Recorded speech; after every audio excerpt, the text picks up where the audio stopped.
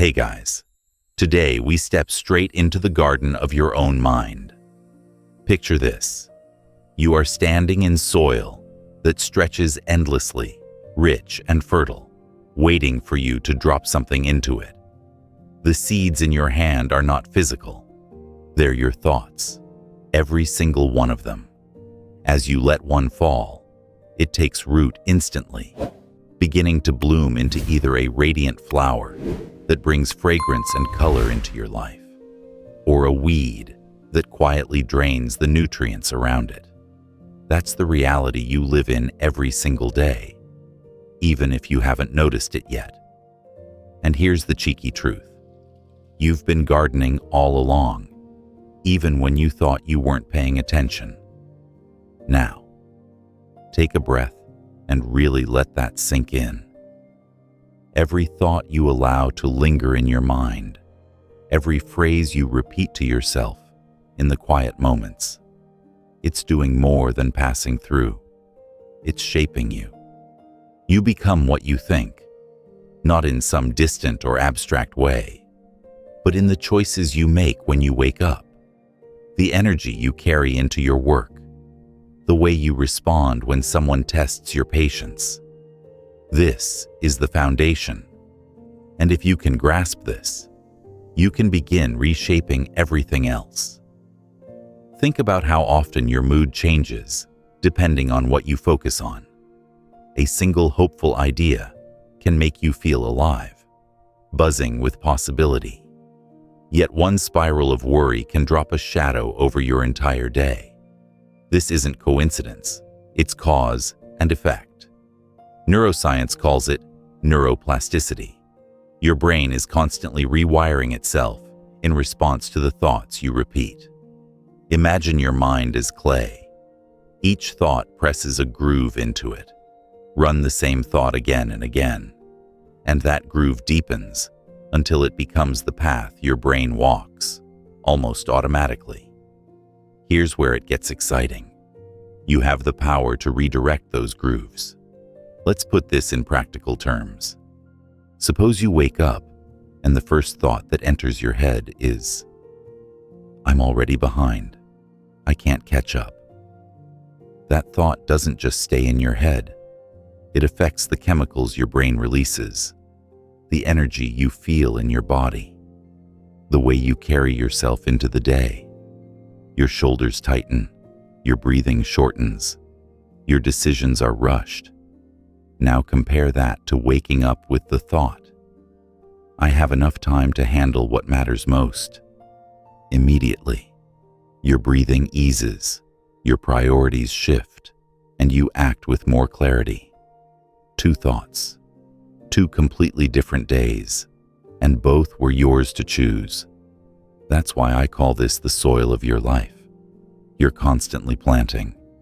Some seeds sprout into confidence, determination, joy. Others sprout into doubt, procrastination, bitterness. The tricky part is that weeds grow faster if you don't pay attention.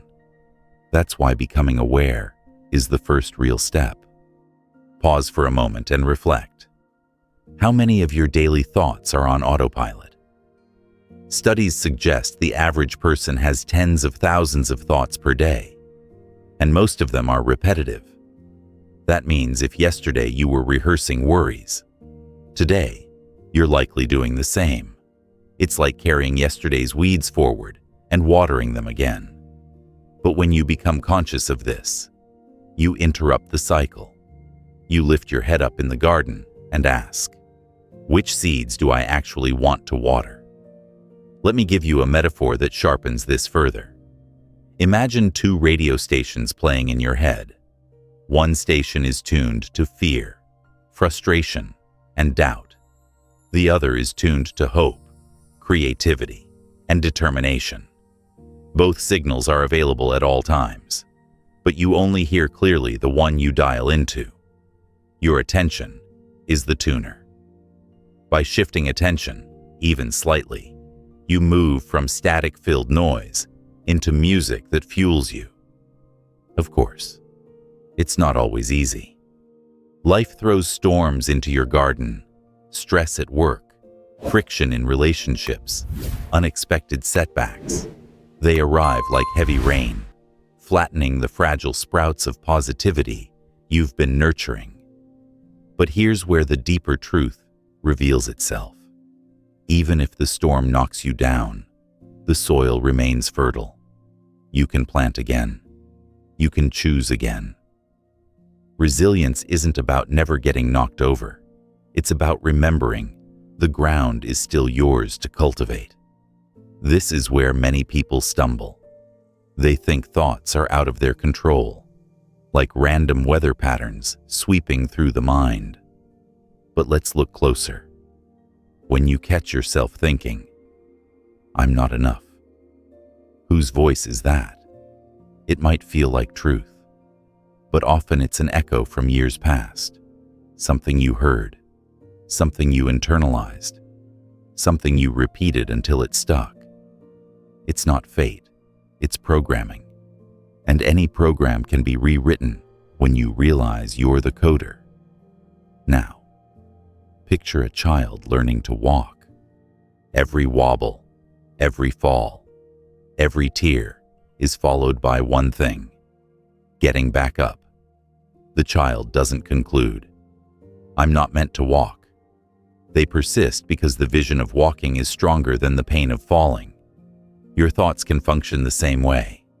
Yes, some will stumble, some will contradict, some will disappoint you. But if you hold on to the thought that you're capable of growing, that seed will keep sprouting until it breaks through concrete. Let's take this out of metaphor for a moment and ground it in your daily routine. Start with micro choices.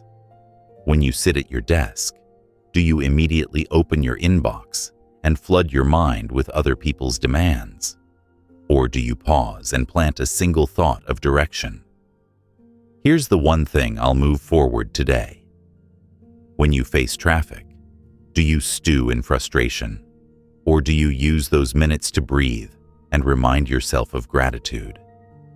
Every small choice is a seed. The harvest comes not from one grand planting, but from consistent sowing over time. Here's something profound. Successful people in every field often say, "It started with a thought." Athletes visualize victories before they happen. Innovators see solutions in their mind before they exist in the world. Leaders imagine possibilities long before others can. The blueprint begins internally. Your outer life is a delayed reflection of your inner choices. And yet, let's be honest, there will always be weeds. You can't prevent every negative thought from appearing. The point isn't perfection. The point is direction. Just as a gardener doesn't panic at every weed, but steadily pulls them out. You don't need to fear every negative thought. You simply notice, acknowledge, and return your attention to planting what matters. That practice, repeated, becomes mastery. Consider neurochemistry again for a moment. When you choose a thought of gratitude, your brain releases serotonin and dopamine, natural mood enhancers. When you linger on fear, cortisol floods your system, tightening your body and narrowing your vision. This isn't philosophy, it's biology. Your thoughts literally shape the chemicals moving through your bloodstream. Imagine having a pharmacy inside you, one that responds instantly to the seeds you plant. That's how powerful this is. And think of the ripple effect. Your thoughts influence your emotions, which influence your actions, which influence your outcomes. But it doesn't stop there. Your outcomes influence others. The way you show up changes how your family feels, how your team operates, how strangers interact with you. One thought doesn't just stay inside, it echoes outward, like dropping a pebble into a pond and watching the ripples spread across the surface. That's why mastering your inner garden is not just self-help, it's service to the world around you. So, How do you start tending this garden intentionally? Begin with awareness. Throughout the day, pause and ask, what am I thinking right now? Is this seed one I want to nurture? That single question creates space between automatic reaction and conscious choice. In that space lies freedom. Next, practice replacement. If you notice the thought, I always mess this up, gently shift it to, I'm learning and improving each time. You're not lying to yourself. You're choosing a more accurate, more empowering perspective. Over time, this builds a new mental landscape. Don't underestimate the power of repetition. Just as water slowly shapes stone, repeated thoughts shape identity. When you consistently affirm, I'm resourceful, I'm capable, I'm worthy, those grooves in your brain deepen. Eventually, it becomes second nature, the default station your tuner locks onto. But here's the nuance many miss. Positive thinking isn't about denying reality. It's about engaging with reality from a position of strength. If a storm hits, the gardener doesn't pretend the sun is shining. They acknowledge the rain, secure their plants, and trust that growth is still possible. That's the balance you want. Honesty about challenges, paired with commitment to plant better seeds anyway. Look at your own life. Think of an area where you feel stuck, maybe a relationship, a job, or your health. What are the default thoughts you've been planting there? What harvest have those seeds produced? Now imagine planting something different, consistently, for 30 days. What might shift? Not magically overnight, but gradually, as your brain rewires, as your body responds, as your actions align. This is the invitation to take ownership of the garden you walk through every day. You don't need new soil. You already have it. You don't need someone else's seeds. You have your own. What you need is awareness, patience, and willingness to choose again and again. Every moment is another chance to plant something new. And when you look back, weeks or months from now, you'll notice flowers where once there were only weeds. You'll realize your reality isn't random. It's cultivated.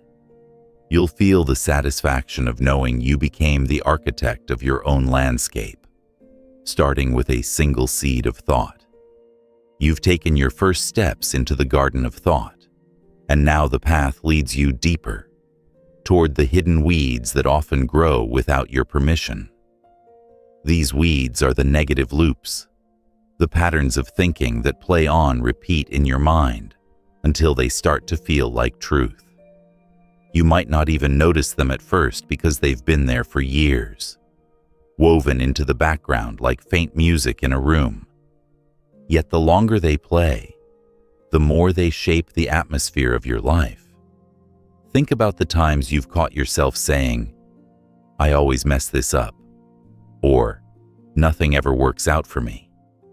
It may sound like casual self-talk, but underneath lies a loop, a groove your brain has rehearsed so many times that it's become second nature.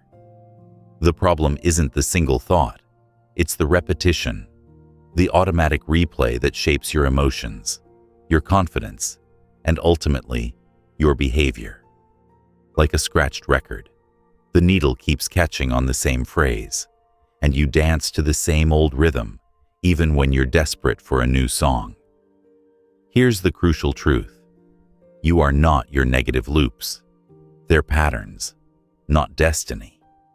And once you see them, you can begin to loosen their grip. Let's slow down and take this apart. A negative loop usually begins with a trigger, something as simple as a mistake at work, a text left unanswered, a number on a scale. That trigger lights up a thought. I'm failing. They don't like me. I'm not good enough. From there, emotions rush in, shame, anxiety, irritation. Those emotions fuel new behaviors, maybe snapping at someone, procrastinating, or withdrawing. Those behaviors create more evidence for the loop, confirming the original thought, and around you go. It's a closed circuit, but not an unbreakable one. Imagine a traffic circle in the middle of a city. Cars enter, circle, and exit at the same points day after day. If you want to change the flow, you don't have to bulldoze the circle. You simply need to add a new exit, a new way forward. Awareness is that new exit. The moment you recognize, oh, I'm in a loop, you create space for a different choice. Neuroscience backs this up. Your brain wires together neurons that fire together. Every time you think, I'm not enough, those neurons strengthen their bond. But here's the hopeful flip side. When you interrupt the pattern and replace it with a healthier thought, you activate a different pathway. With repetition, that new pathway strengthens while the old one weakens. It's like rerouting traffic. Eventually, fewer cars take the old road, and the new one becomes the main route. But let's be honest, it's not always obvious when you're stuck in a loop. Sometimes it feels so natural, you don't question it. That's why learning to notice the signals is powerful. Pay attention to your body first. Do you feel a knot in your stomach, a heaviness in your chest, or tension in your jaw? Often your body reacts before your conscious mind does. These sensations are red flags, whispers that a loop is running in the background. Next, watch for language patterns. Do you often use absolutes? Always. Never. Everyone. No one? These words reveal loops disguised as universal truth. I always fail. No one cares. Things never change. When you hear yourself speak in absolutes, pause.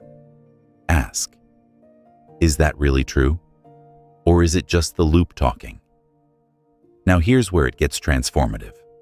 Once you see the loop, you can step outside it. Imagine standing on the bank of a river.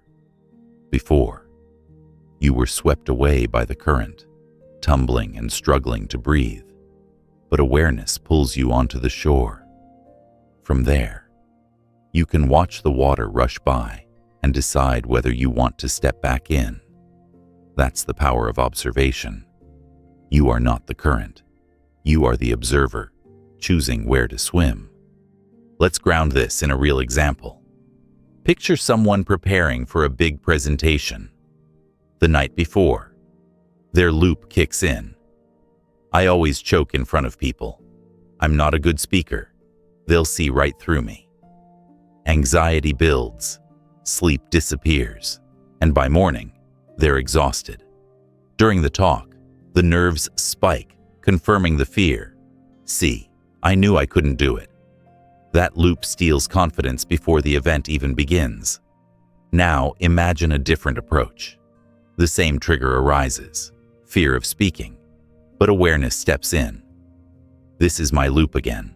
I don't have to feed it. They take a breath. Name the thought out loud, even write it on paper. Then they reframe. Nerves mean I care. Energy means I have passion. I may stumble, but I can still deliver value. The loop isn't erased overnight, but in that moment, a new pathway begins forming.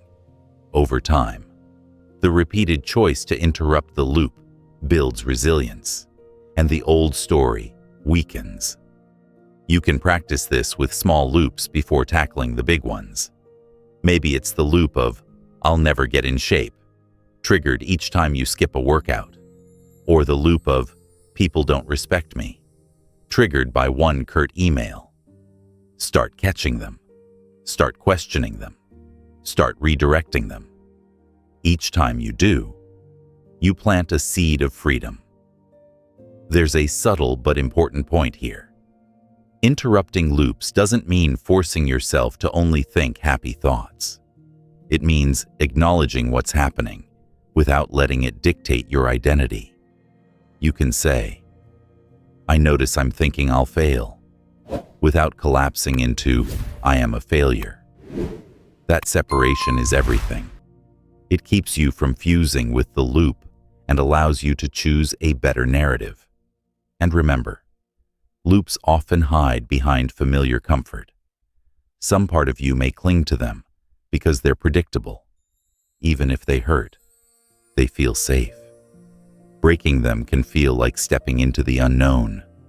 That's why compassion is key. Don't attack yourself for having loops. Thank them for trying to protect you, and then gently guide yourself toward a healthier pattern. One tool that helps is writing. Keep a notebook where you record your most common loops.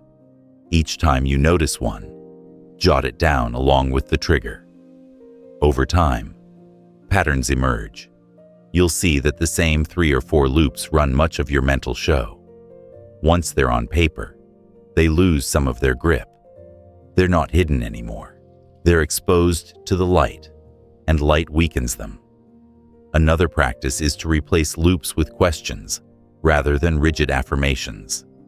If the loop says, "I can't do this," instead of forcing, "I can do this," ask, "What small step could I take right now?" Questions open doors. Statements sometimes slam them shut. A curious brain is a flexible brain, and flexibility is how you rewire. Think of it like editing a story. The loop is an old draft filled with errors. You don't throw away the whole book. You revise. You cut the false lines, add stronger words, clarify the plot. Over time, the story transforms, and so does the identity you live by. As you begin noticing and breaking these loops, something subtle but profound happens. You reclaim time. Loops waste hours of mental energy circling the same ground. Once you cut them short, that energy becomes available for creativity, for problem solving, for joy. You'll find yourself lighter, more present, more alive. And here's the ripple effect again. When you stop running negative loops, you interact differently with others. Instead of snapping from a place of insecurity, you respond with patience. Instead of retreating from fear, you step forward with courage. Those shifts accumulate, building relationships that reflect your new patterns rather than your old ones. So pause and ask yourself now, what loop has been playing in your mind lately? What phrase repeats when you're tired, stressed, or disappointed? Can you see the groove it's carved? And more importantly, can you imagine stepping off that track and writing a new one? Because the truth is, loops are not destiny. They're just old habits of thought, and every habit can be replaced by a stronger one. With patience, with practice, you can silence the scratched record and let a new song play, the kind that lifts you rather than limits you. And when you do, you'll notice that the garden of your mind feels lighter, freer, more open to growth. The weeds don't vanish overnight, but you become a master gardener, pruning with awareness, planting with intention. That's how you break free from the loops that have held you back and begin shaping a reality that truly matches who you are becoming. You've seen how the mind can slip into loops that repeat endlessly. But now it's time to move beyond interruption into cultivation. Think of it this way. Pulling weeds clears space. But if you don't plant something intentional in that space, the weeds return. The soil of your thoughts never stays empty. It will always grow what you put into it, whether consciously or not. That's why building daily positivity is essential. It isn't about blind optimism or ignoring reality. It's about developing steady, nourishing habits that reshape how you experience life. Pause for a moment and ask yourself, what is the mental diet you feed on each day? if you wake up and immediately scroll through stressful news or complaints on social media. You're handing your mind a breakfast of fear and scarcity. If you instead begin with gratitude, affirmations, or a simple breath of presence, you start with nourishment. Just like your body responds to the food you eat, your mind responds to the thoughts you serve it. You wouldn't expect to feel healthy living on junk food, yet so many expect to feel happy living on junk thoughts. Daily positivity is the balanced meal your spirit craves. One of the simplest yet most powerful practices is gratitude. When you consciously notice what's good, no matter how small, you're training your brain to shift its focus. Neuroscientists have shown that gratitude increases dopamine and serotonin, the very chemicals that regulate mood. Think of it as adjusting a lens.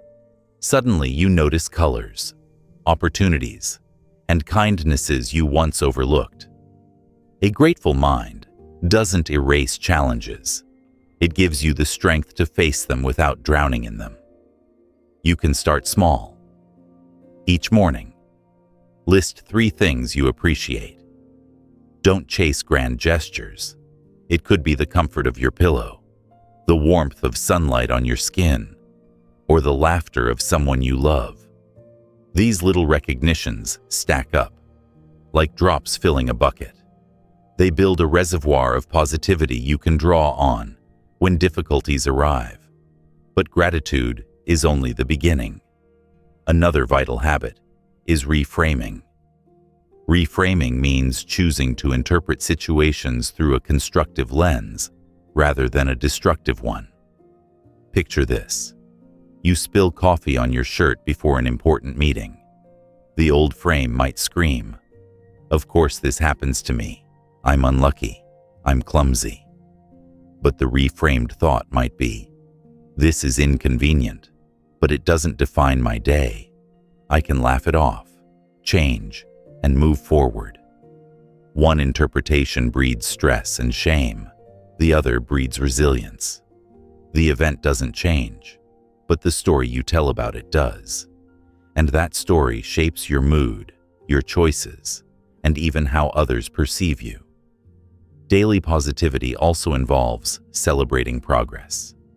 Too often, you move past small wins without acknowledgement, waiting for massive success before feeling proud. But here's the truth. The brain craves reinforcement. Each time you pause to celebrate, even something as small as completing a task you've avoided, you release dopamine, strengthening the desire to keep going. Think of it as leaving breadcrumbs of encouragement along your path, guiding you forward step by step. Now, let's talk about environment. You cannot always control what happens around you, but you can influence the environments you spend time in. Who do you talk to daily? Are they voices that lift you up or drag you down? What spaces do you inhabit?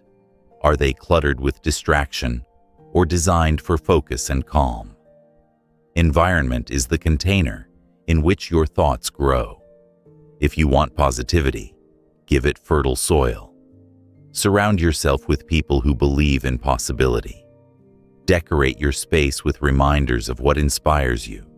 Choose music, podcasts, or books that feed your growth rather than your fear.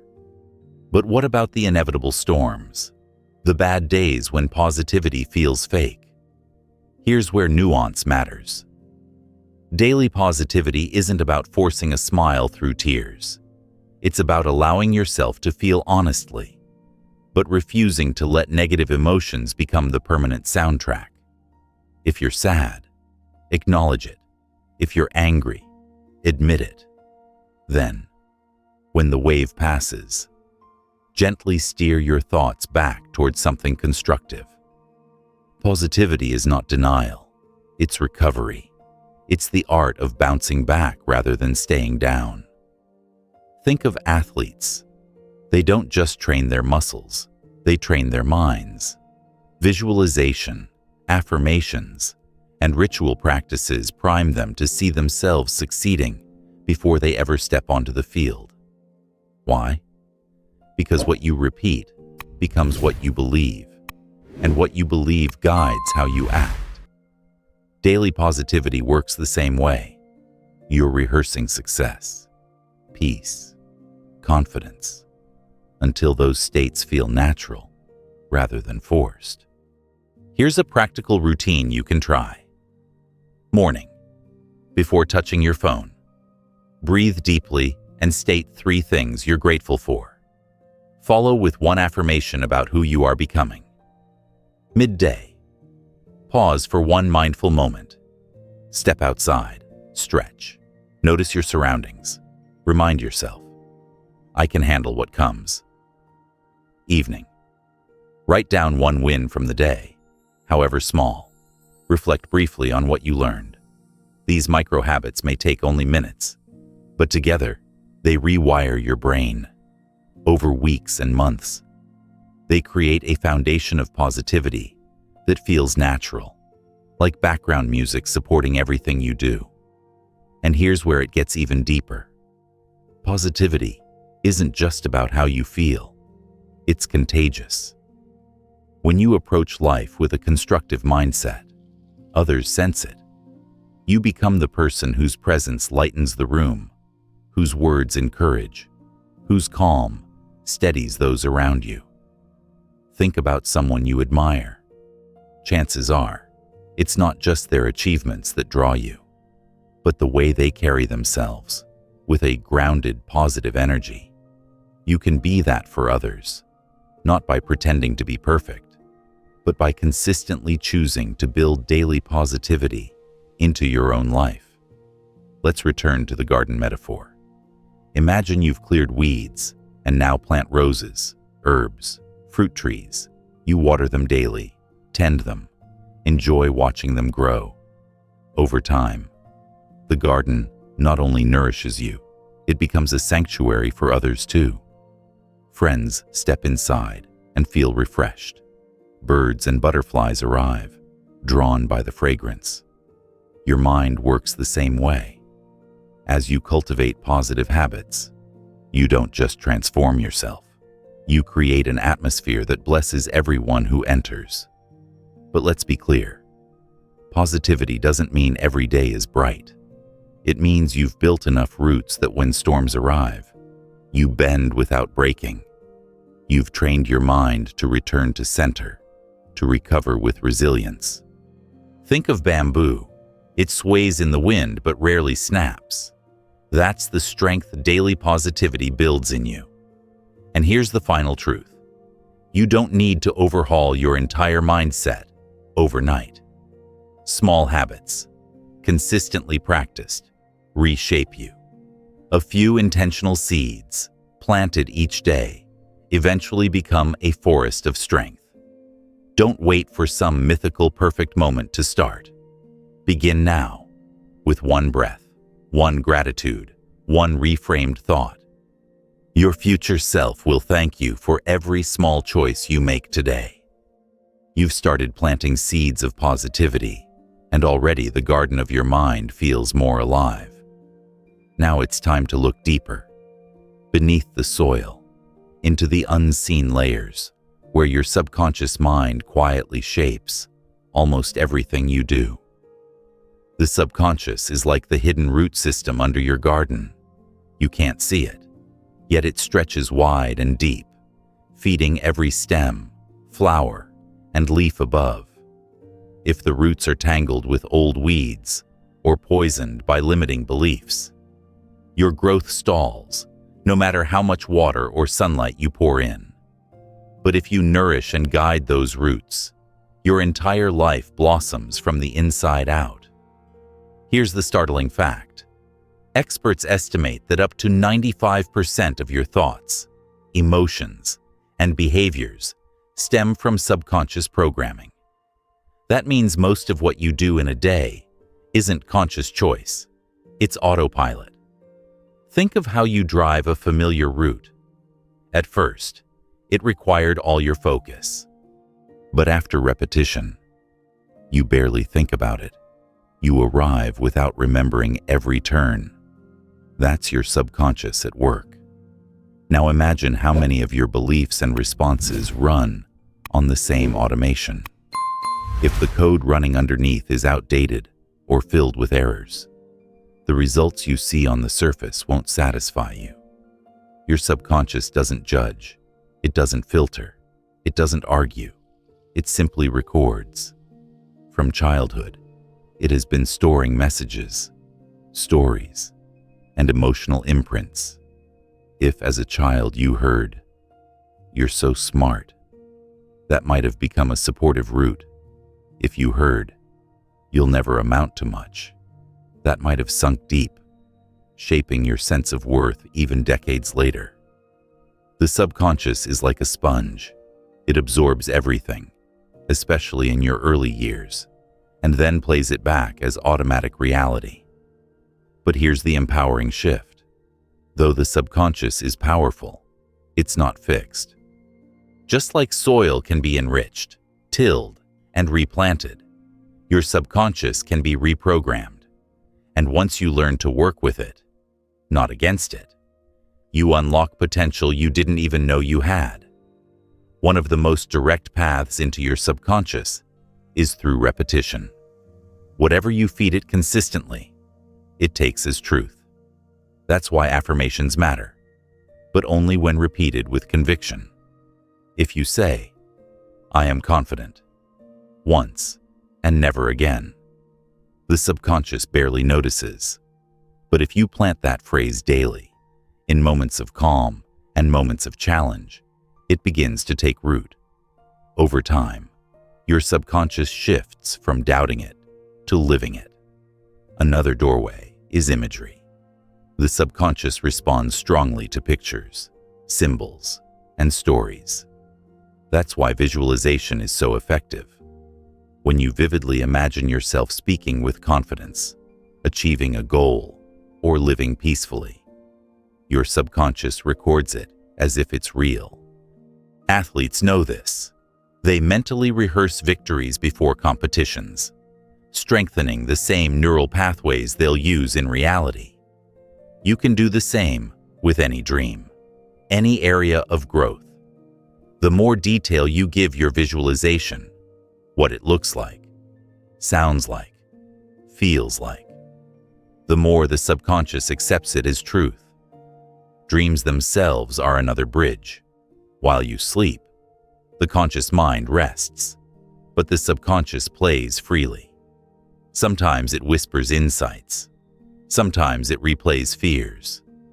If you keep a journal by your bed and jot down fragments each morning, patterns emerge. You'll see symbols repeating, unresolved emotions surfacing, creative solutions appearing in strange disguises. Treat your dreams not as random nonsense, but as letters from the deeper self. With patience, you can learn to decode them, to understand what your subconscious is trying to tell you. But let's talk about belief systems, because this is where your subconscious has the strongest influence. If you subconsciously believe money is scarce and hard to earn, no matter how hard you consciously work, you'll find ways to sabotage yourself. If you subconsciously believe, "I don't deserve love," you'll struggle to maintain healthy relationships. These aren't conscious choices. They're roots pulling against your growth. So how do you rewrite them? The first step is identification. Ask yourself, what recurring results in my life frustrate me most? Behind each result is a subconscious belief. Trace it back. If you always feel overlooked, maybe the belief is, "My voice doesn't matter." If you constantly procrastinate, maybe the belief is, "I can't succeed anyway, so why try?" Naming these is powerful. They lose some of their control the moment you shine light on them. The second step is replacement. You can't just rip out a root and leave a void. You must plant a stronger one. If the old belief was, "I don't matter," the new one could be, "My voice carries value." At first, this feels uncomfortable, like speaking a foreign language, but with repetition, imagery, and aligned action, the subconscious begins to accept it. This leads us to action, because the subconscious is deeply influenced by what you do, not just what you say. If you want to reprogram, "I am capable," pair it with small wins. Finish a task, celebrate progress, acknowledge growth. Each action reinforces the message, giving the subconscious evidence to update its script. Here's another secret. The subconscious loves ritual. Repeated behaviors signal importance. That's why meditation, journaling, or morning routines are so transformative. They become anchors, steady signals to your deeper mind that you are in charge. When you light a candle before journaling, or breathe deeply before affirmations, you're training your subconscious to associate those rituals with focus and transformation. But don't think of your subconscious as an enemy to conquer. It's not against you. It's a loyal guard dog that sometimes barks at shadows because it learned early on that shadows meant danger. The dog isn't malicious, it's protective.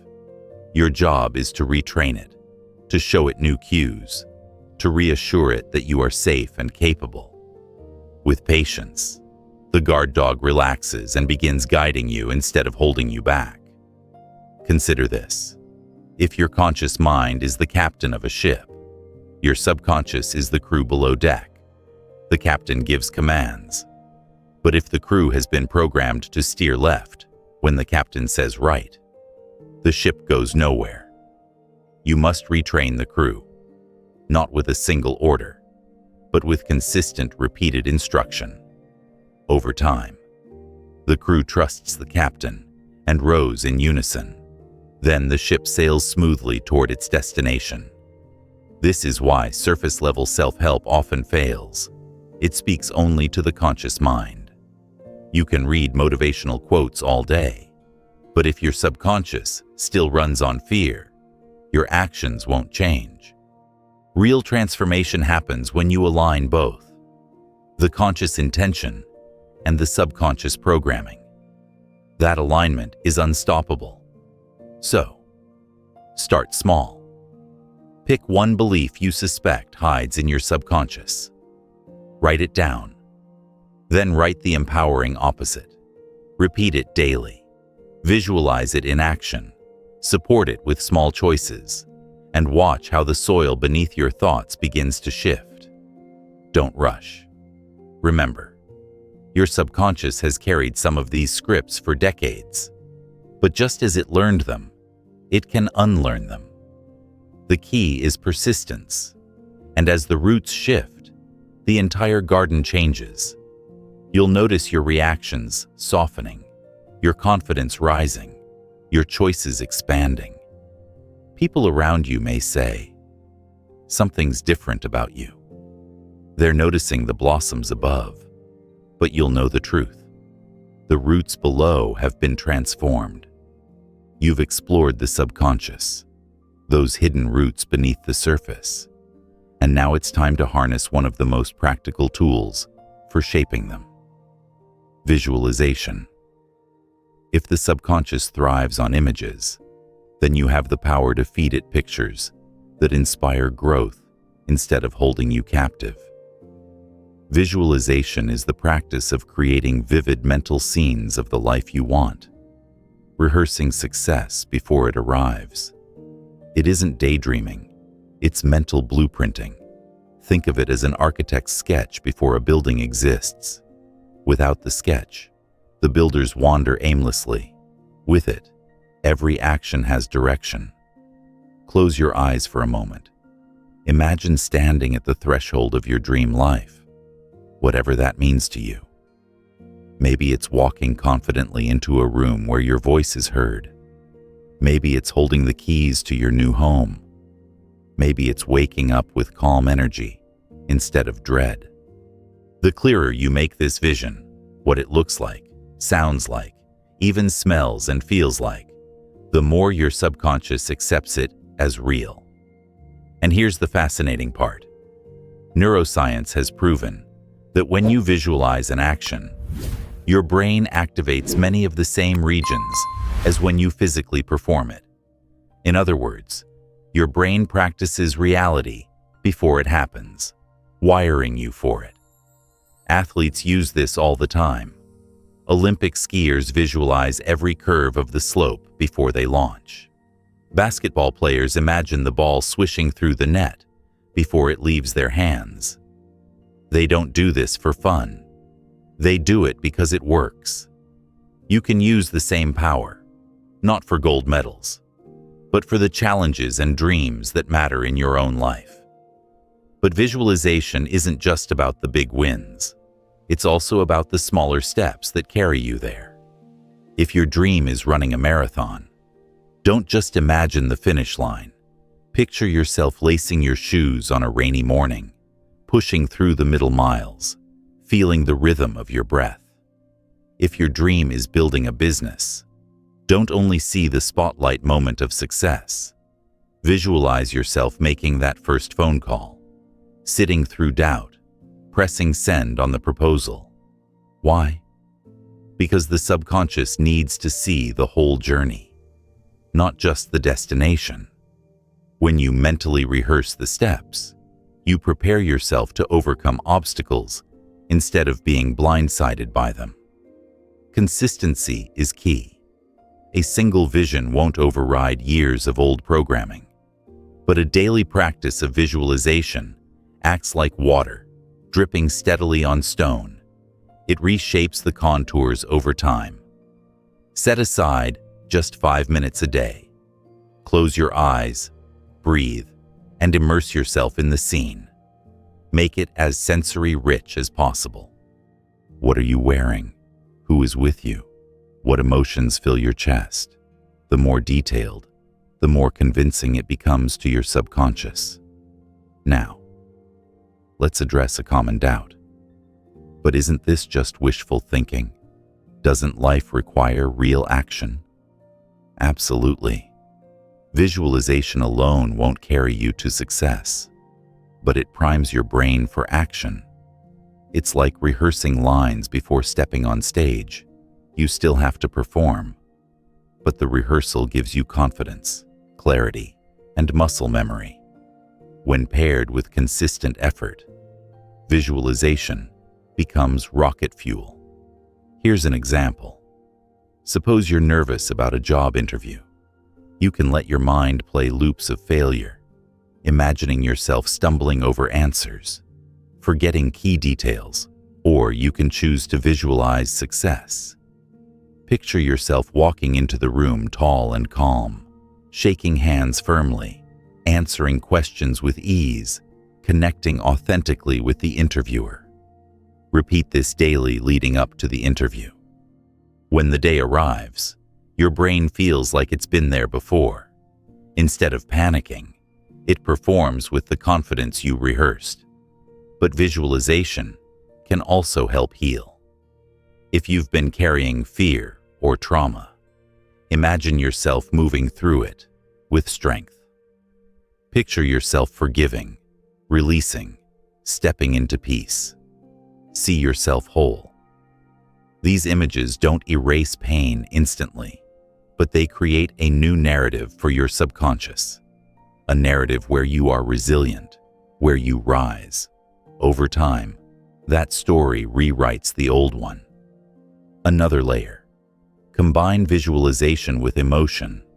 Thoughts alone are powerful, but when charged with feeling, they sink deeper. Don't just picture yourself succeeding. Feel the pride, the joy, the gratitude, as if it's already happening. Your subconscious doesn't distinguish between imagined and real emotion. It records both with equal weight. By infusing your visions with genuine feeling, you magnify their impact. You can also anchor visualization into daily rituals. For example, each time you sip your morning coffee, spend those few minutes imagining a goal as if it's already achieved.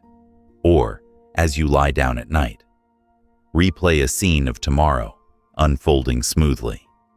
These anchors train your brain to associate everyday moments with positive imagery, weaving new pathways effortlessly. Of course, doubts will creep in.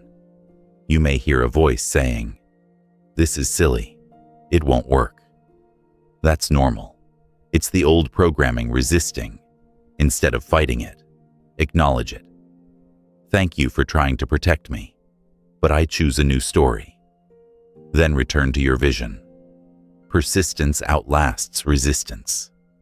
Think of visualization like planting trees. At first, the saplings are fragile, easily doubted, easily ignored. But with care and repetition, they grow roots. Years later, you stand in a thriving forest that began with tiny images in your mind. That's the unseen magic. You may not notice the change day to day, but over time, the landscape transforms completely. So what should you visualize? Start with clarity. Write down 1 or 2 goals that truly matter to you. Not what you think should matter, but what lights a fire in your heart. Then craft images around those. Be bold, but be honest. If it feels too distant to picture the ultimate dream, scale it down. Imagine the next step, the next milestone. Each small vision builds toward the larger one. And remember, visualization isn't just about success in external goals. You can visualize states of being. See yourself calm under stress. Picture yourself forgiving someone who hurt you. Imagine yourself waking with energy, ending your day with peace. These are victories too, and they shape the quality of your life far beyond achievements. Here's the invitation. Don't just hope for a better future. Rehearse it. Don't just react to life. Design it. Your subconscious is waiting for instructions. Give it pictures worth building into reality. And as you do, you'll notice opportunities aligning, confidence rising, and steps unfolding with surprising ease. Because once your inner blueprint is clear, the builders of your life, your thoughts, your emotions, your actions, know exactly what to create. By now, you've seen how visualization sketches the blueprint, and the subconscious begins to follow that design. But there's another tool that reinforces this process, like the compass of your inner world: affirmations. If visualization is the movie playing in your mind, affirmations are the lines of dialogue you repeat until they become the story you live. They are simple sentences, yet when used with intention, they reprogram the way you see yourself and the way you act in the world. Think about the phrases you already tell yourself daily. For some, it's, "I can't handle this." For others, "I'm too old," or "I'll never get it right." These are affirmations too, but negative ones. Each repetition plants deeper roots, shaping your beliefs and behaviors. What you need to understand is this: the brain doesn't care whether an affirmation is helpful or harmful. It simply records and obeys. If you're going to be affirming something anyway, why not make it something that moves you forward rather than holds you back? An affirmation is like a compass pointing north. Every time you repeat it, you remind your subconscious of the direction you want to travel. At first, it might feel forced, like steering a boat against strong currents. But with consistency, the current begins to shift, and soon you're gliding naturally in that direction. Let's make this practical. Suppose your old thought is, "I'm not confident in front of people." A powerful affirmation might be, "I speak with clarity and calm. My words carry value." Notice the difference. It doesn't deny the nerves, but it affirms the desired outcome. Say it often enough, especially in moments of calm or right before challenges, and your subconscious starts believing it. Over time, you act in alignment with that belief, proving it true. The secret lies in the details. Affirmations must be positive, present tense, and personal. Positive means focusing on what you want, not what you're avoiding. Instead of saying, "I'm not afraid," say, "I am courageous." Present tense means phrasing it as if it's happening now, not someday in the future. Instead of, "I will be successful," say, "I am building success each day." Personal means using I statements that anchor the affirmation directly to your identity. But affirmations aren't magic spells. They work best when paired with emotion. If you just recite them flatly, they bounce off. If you say them while imagining the feeling of confidence, joy, or strength, they sink deeper. Emotion is the fuel that drives them into your subconscious. This is why combining affirmations with visualization multiplies the effect. You're not only saying the words, you're experiencing them. There's also power in rhythm and ritual. Repeating affirmations at the same time each day, upon waking, before sleep, during meditation, signals to your subconscious that these words matter. Think of it like watering plants at regular intervals. Random drops here and there won't keep them alive. Consistent watering helps them flourish. You can write affirmations on sticky notes around your home, record them in your own voice and listen while driving, or pair them with deep breaths. Each method strengthens the groove in your mind. And just like muscles grow with repeated exercise, beliefs grow with repeated affirmations. Skepticism may arise. You might say, "But if I don't believe the affirmation, isn't it lying to myself?" The answer is no. It's choosing which truth you want to reinforce. Right now, you may not fully believe you're confident, but confidence grows through repetition and practice.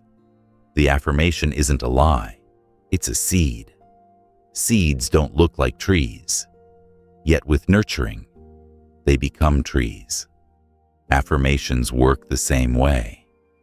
Here's a story to illustrate. A woman who struggled with self-worth began repeating, "I am worthy of love and respect." At first, the words felt hollow. Years of rejection made her doubt them. But she persisted, pairing the words with journaling and small acts of self-care. Slowly, she noticed shifts. She stood taller, set boundaries, attracted healthier relationships. Months later, she realized she no longer questioned her worth. It had become a lived reality. The affirmation was not a trick. It was a compass guiding her to reclaim her identity. Of course, affirmations aren't meant to cover up pain. If you've been through hardship, affirming, "I am perfectly fine," may feel fake. Instead, craft affirmations that honor both reality and growth. For example, "I am healing more each day," or "I am learning to trust myself again." These statements are gentle, yet empowering, bridging the gap between where you are and where you want to be. You can also use affirmations to anchor yourself in challenging moments. Before a difficult conversation, repeat, "I remain calm and authentic." When self-doubt creeps in, before a project, say, "I am resourceful and capable." Over time, these affirmations become automatic responses, replacing the old default loops. Another powerful method is combining affirmations with movement. Speak them aloud while walking, stretching, or even exercising. The physical motion anchors the words into your body, linking mind and physiology. When your body and voice echo your affirmation, it penetrates deeper. Remember, though, that affirmations are not about perfection. You don't need to eliminate every negative thought. The goal is balance. For every old story that drags you down, plant a new one that lifts you up. Over time, the positive begins outweighing the negative. So here's your practice. Choose 3 affirmations that resonate deeply with you. Write them down. Repeat them each morning and night. Say them with emotion. Imagine them in action. Pair them with small steps forward. Give them time to take root. And as days turn to weeks, you'll notice shifts. Not because magic words changed you, but because you chose to change your story. When you look back later, you'll realize affirmations were never just sentences. They were instruments, steady notes guiding you back to yourself, building a melody of resilience and self-belief that becomes the soundtrack of your life. You've learned to speak affirmations like a compass, pointing yourself toward possibility. But sometimes, despite the best affirmations, despite daily positivity practices, you still feel held back. It's like walking with invisible weights around your ankles. You may push forward, but something inside insists on pulling you back to the old ground. Those are limiting beliefs, the deep, often hidden convictions that whisper, "You can't," or "You don't deserve," or "That's not for people like you." Limiting beliefs are sneaky because they disguise themselves as truth. They don't arrive wearing labels. They arrive as assumptions so familiar, you rarely question them. I'm bad at math. Love never lasts. People can't be trusted. I'll always struggle with money. These aren't facts. They're stories. Stories you inherited from family, culture, painful experiences, or years of repetition. And yet, the subconscious records them as if they're carved in stone. Think of limiting beliefs as old wallpaper covering the walls of your mind. Maybe you grew up in a room where that wallpaper was always there, so you stopped noticing it. But every time you walk in, the patterns influence the atmosphere. When you start questioning your limits, it's like peeling back the layers and realizing you've been staring at someone else's design all along. The first step to overcoming limiting beliefs is recognition.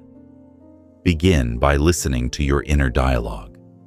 Pay special attention when you say things like, "I can't," "I'm not," or "That's just the way it is." Behind those words hides a belief. For example, "I can't start my own business" might come from a deeper belief. "I'm not smart enough to succeed." "I'm not good at relationships" may trace back to "I'm unlovable." Once you uncover the core belief, you've brought it into the light, and light weakens its grip. The second step is inquiry. Ask yourself, where did this belief come from? Is it truly mine, or did I absorb it from someone else? Often, limiting beliefs are echoes of voices you heard long ago, parents who were struggling, teachers who underestimated you, society imposing stereotypes. They don't belong to you, but you've been carrying them. When you realize their origin, you can start releasing them. The third step is challenge. Question the evidence. If you believe, "I always fail," look back honestly. Have you truly failed every time? Or are you overlooking your wins? If you believe, "I'm too old to change," look at examples of people who transformed their lives later in life. Each piece of contrary evidence loosens the belief's foundation. But awareness alone isn't enough. You need replacement. Nature hates a vacuum. If you rip out a weed and don't plant something else, the weed returns. So take the limiting belief and craft an empowering one to replace it. "I'm not smart enough" becomes, "I am resourceful and capable of learning." "I'll never find love" becomes, "I am open to giving and receiving love." At first, these may feel unnatural. That's okay. You're rewiring. Just like new shoes feel stiff before they mold to your feet, new beliefs feel awkward before they settle into comfort. Let's make this tangible with a story. A man believed for years, "I'm not a leader." He traced it back to childhood, where he was often told to stay quiet, not to cause trouble.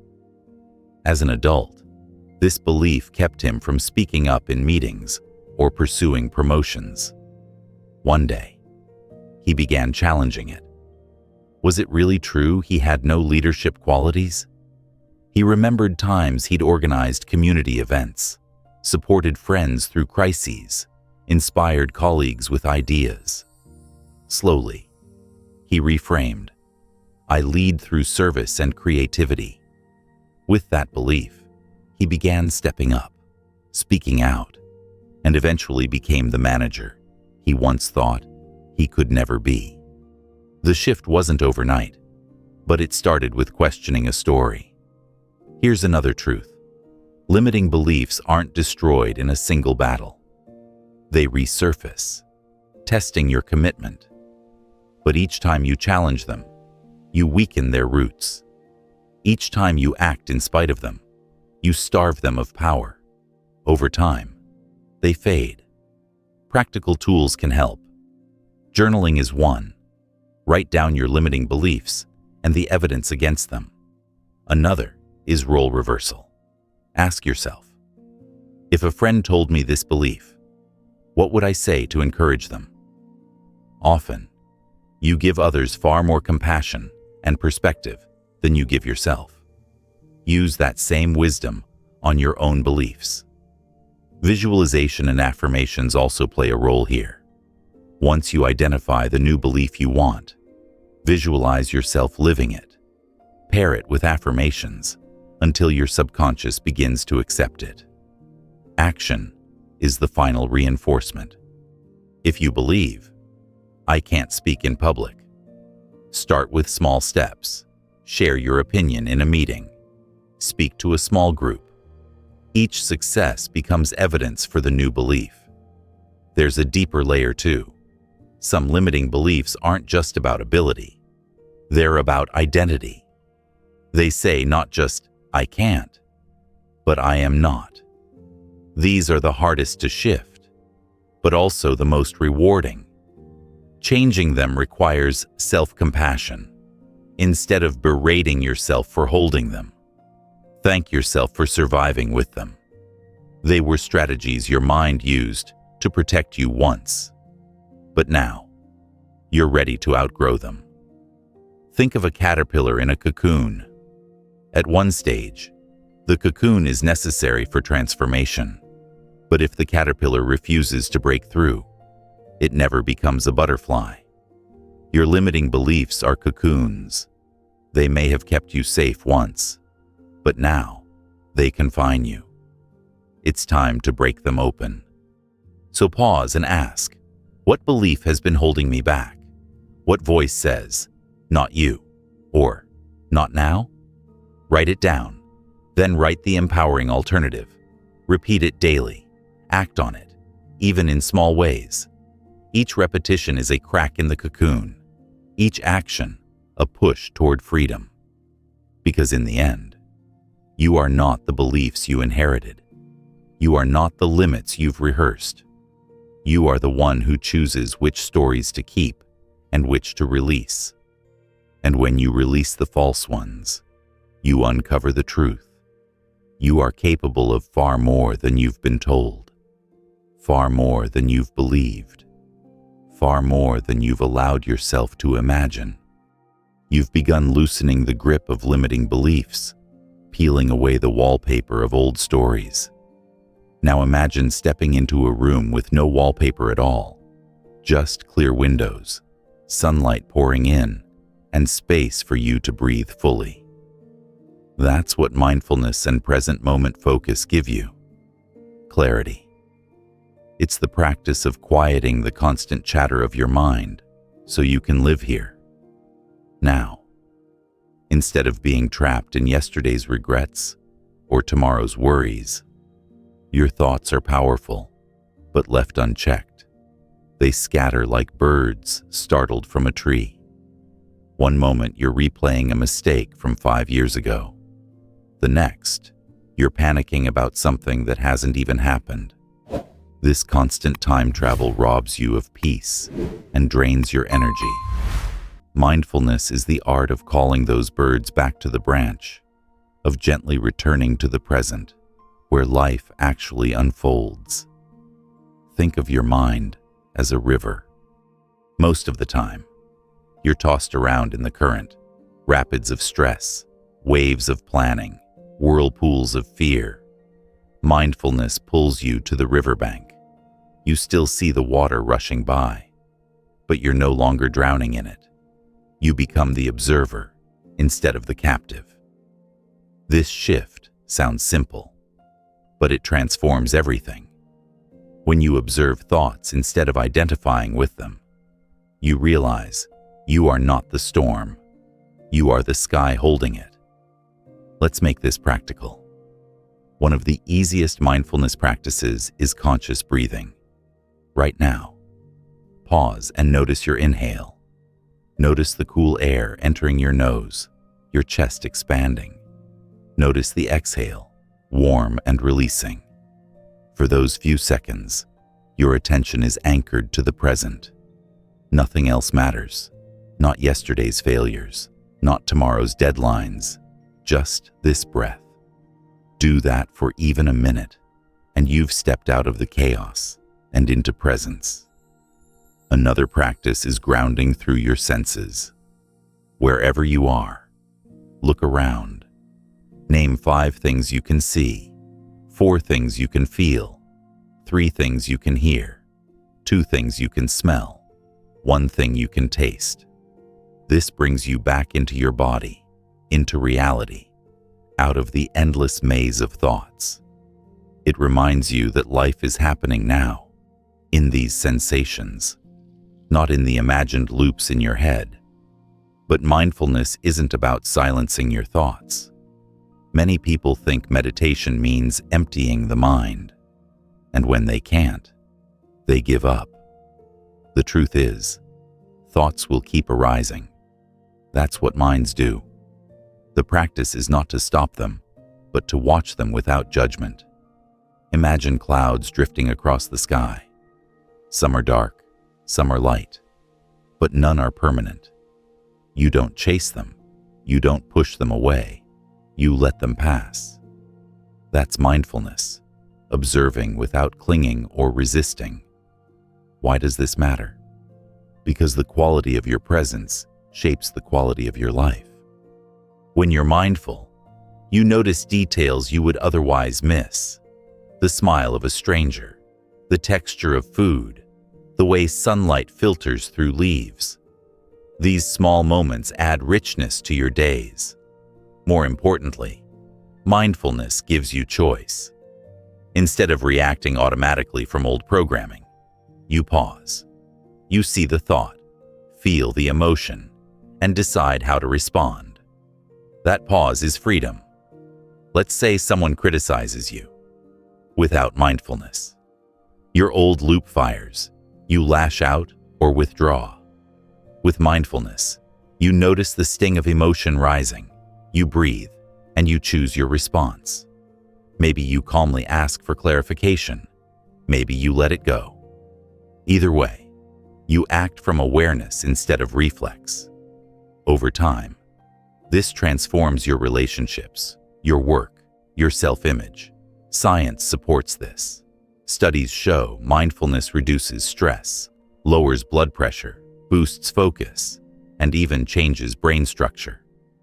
MRI scans reveal that consistent meditation strengthens areas related to emotional regulation and weakens those tied to fear and anxiety.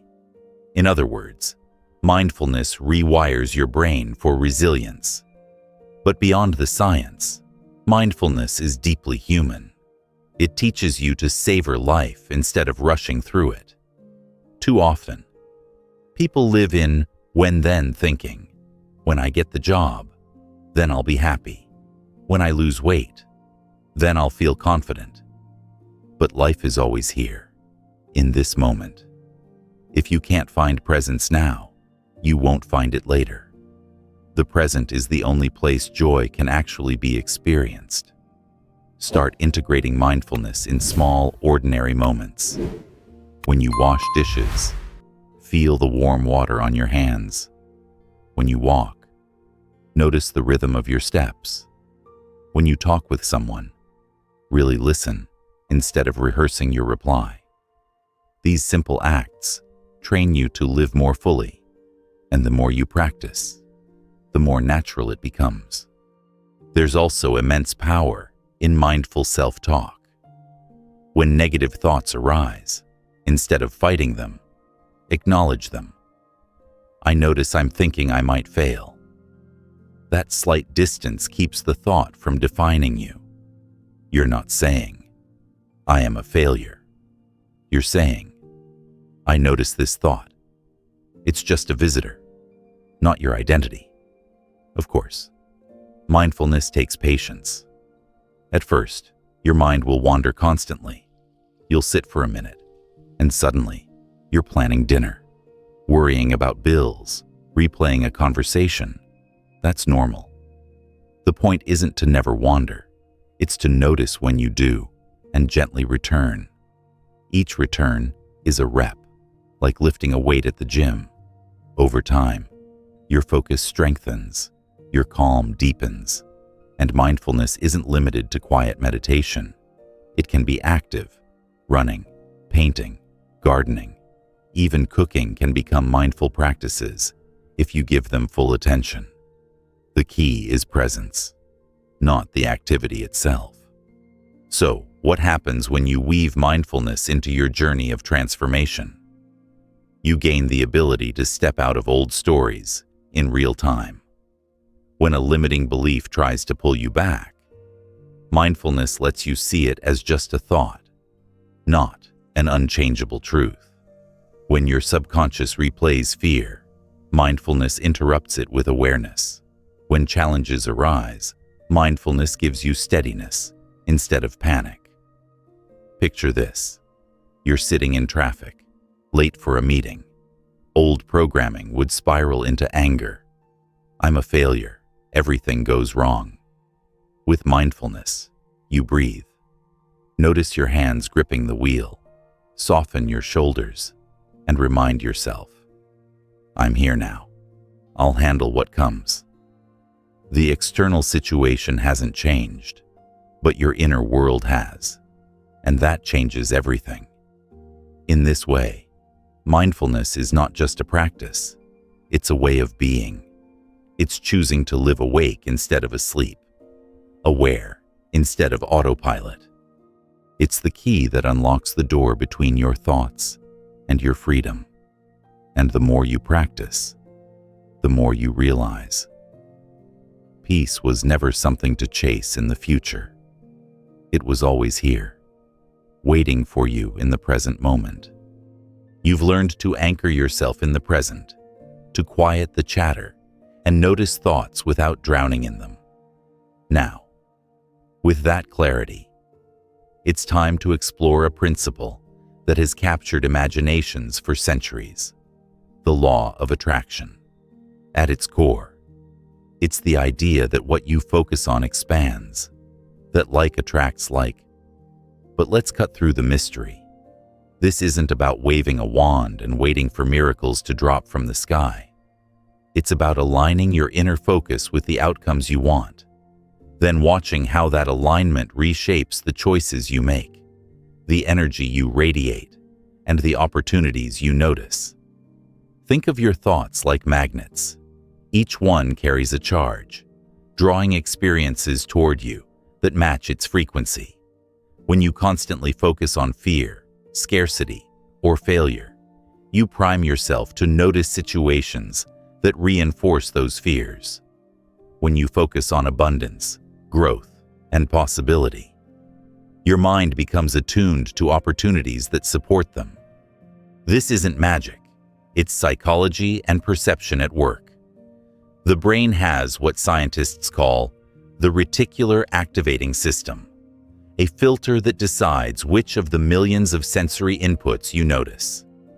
If you buy a red car, suddenly you see red cars everywhere, not because they just appeared, but because your mind is tuned to them. The same thing happens with your beliefs and focus. Here's where it gets practical. If you wake each day focusing on problems, your mind filters for more problems. If you wake focusing on solutions, you notice doors you didn't see before.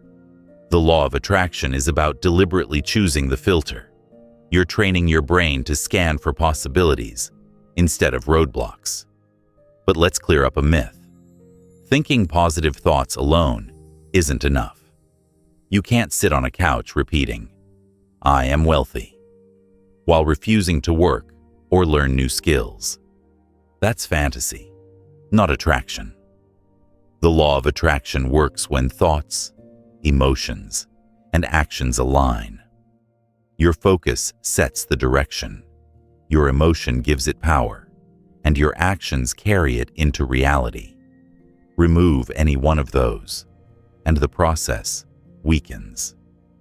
Consider someone who dreams of starting a business.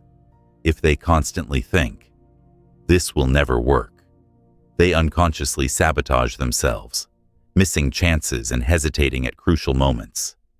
But if they focus on, "I can learn, I can grow, I can succeed," they radiate confidence. That energy attracts mentors, inspires trust in customers, and fuels their persistence. Their actions flow from the belief, and over time, success follows. The circumstances weren't random. They were magnetized by focus. There's also a subtle truth.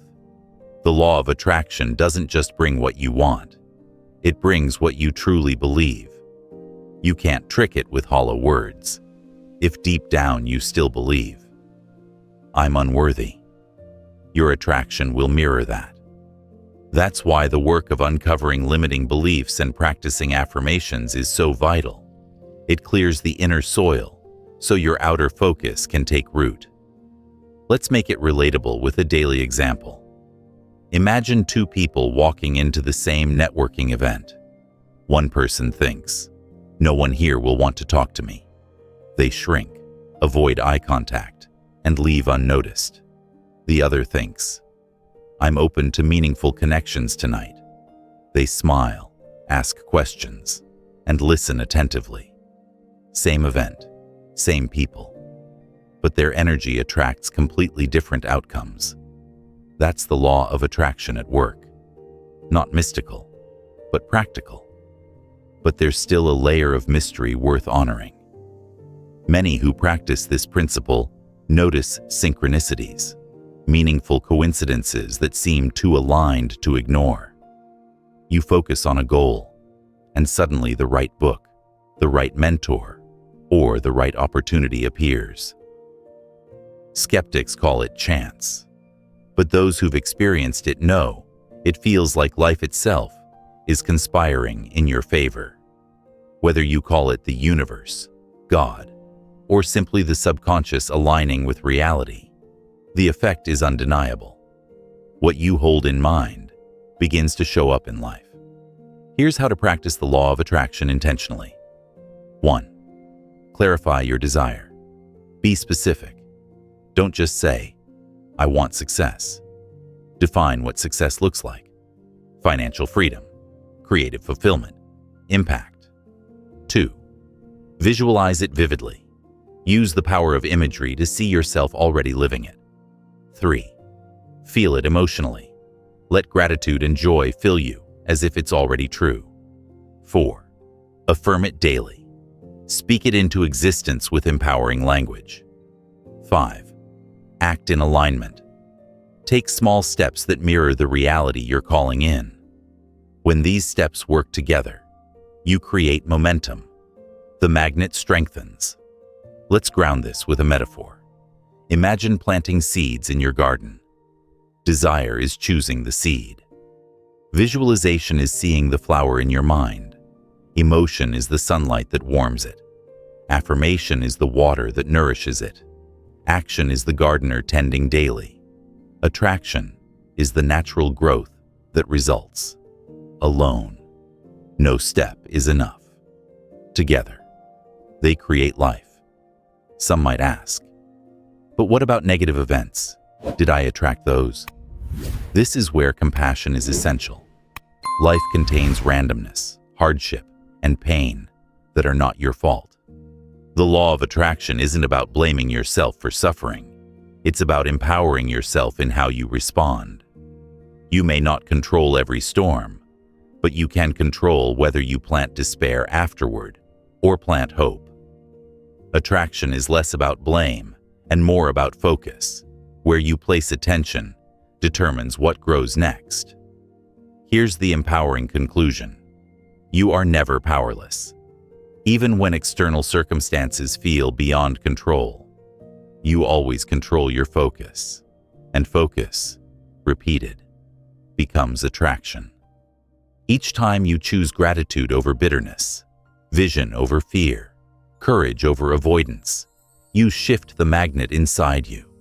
And that magnet draws a different reality than the one you lived before. So pause and ask yourself, what am I currently attracting? Look at your patterns, your outcomes. They reflect your dominant focus. Then ask, what do I want to attract instead? Choose it, visualize it, affirm it, act on it, and watch how the world begins to mirror the change inside you. Because in the end, the law of attraction is not about waiting for miracles. It's about becoming the miracle. You've seen how the law of attraction draws into your life what you focus on. But here's the essential piece that makes everything real. Aligning thoughts with action. Without action, attraction remains a concept. With action, it becomes transformation. Think of it this way. Your thoughts are the architect, drawing up the blueprint. Your actions are the builders, putting brick upon brick until the structure stands. You can sketch the most beautiful design, but unless someone picks up the hammer, the house never exists. This is where many people stumble. They focus, visualize, affirm, even feel inspired. But then they wait, hoping reality will deliver the dream neatly packaged. Yet life doesn't reward what you merely imagine. It rewards what you embody. When your daily actions echo your inner vision, you create momentum, and momentum is unstoppable. Let's use an example. Suppose you affirm, I am healthy and strong. That thought is powerful. But if your daily actions include skipping sleep, eating junk, and avoiding movement, your body receives a mixed signal.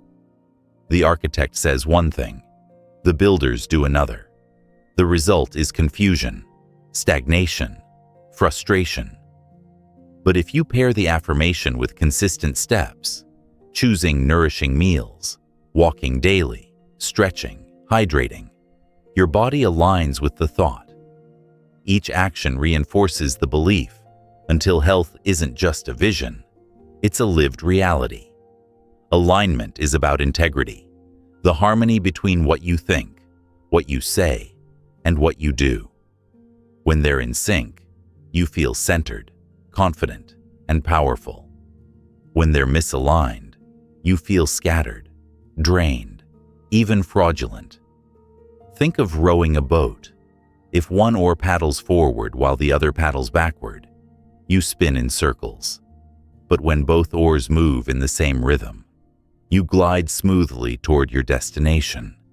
Your thoughts and actions are those oars. Here's the beauty. Actions don't need to be massive. Small, consistent steps matter more than occasional grand gestures. A writer doesn't need to write a book in one day. They need to write a page daily. An aspiring speaker doesn't need a stadium first. They need to share their voice in small groups. Each aligned action tells your subconscious, this is who I am now. That repetition strengthens belief, which fuels more action, which creates results.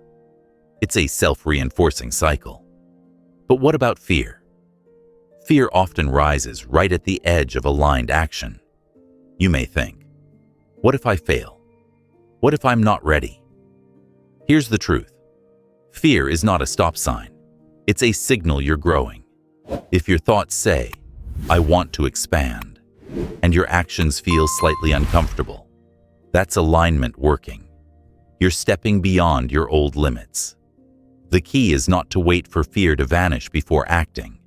Act while afraid, and fear shrinks. Action proves to your subconscious that the imagined danger wasn't real. Let's ground this with a personal exercise. Write down one goal you've been visualizing, maybe improving your health, starting a creative project, or deepening relationships. Next to it, list one small action you can take today that matches the vision. If the goal is health, maybe drink water instead of soda. If the goal is creativity, write one paragraph. If the goal is connection, send a thoughtful message, then do it. Notice how taking even one step shifts your energy. Suddenly, the dream feels closer, not because the world changed, but because you did. Another important piece is consistency. One action proves a point. Repeated action builds a habit. Habits are powerful because they move alignment from effort to autopilot. At first, it takes willpower to exercise, to write, to meditate. But after enough repetitions, it becomes natural. You no longer debate. You simply do. This is how aligned action creates long-term transformation. Now, let's talk about integrity again, because it's deeper than just doing the right things. Integrity means living in truth with yourself. If you tell yourself you'll wake up early to work on your goals, but you repeatedly snooze, you weaken trust with yourself. Each broken promise chips away at self-belief, but each kept promise strengthens it. When you say, I'll do this, and then you follow through, you build inner credibility. Over time, that credibility becomes confidence, the kind that no external praise can give or take away. And alignment doesn't just change your inner world, it ripples outward. When others see you living your values, they trust you more. They sense the congruence between your words and actions. You become someone whose presence inspires, not because you preach, but because you embody. That embodiment is magnetic. It draws respect, opportunities, and support. Here's a metaphor. Imagine electricity running through a wire. If the wire is frayed, the current leaks, sparks fly, energy is wasted. That's misalignment, when your thoughts and actions don't match. But when the wire is intact, energy flows smoothly, powering everything it touches. That's what happens when you align. Your energy becomes direct, powerful, effective. Of course, obstacles will come. Life doesn't always cooperate with your vision. But alignment isn't about perfection. It's about persistence. When setbacks arise, instead of abandoning your vision, you ask, what's the next aligned step? Maybe you adjust, maybe you rest, but you don't abandon the path. You keep rowing, one stroke at a time, until the current carries you forward again. Here's the paradox.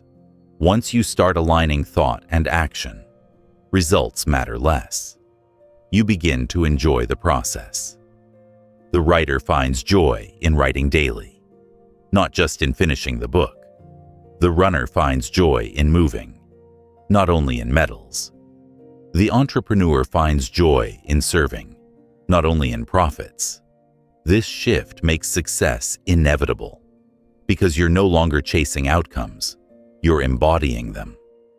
So pause and reflect. Where in your life are your thoughts and actions misaligned?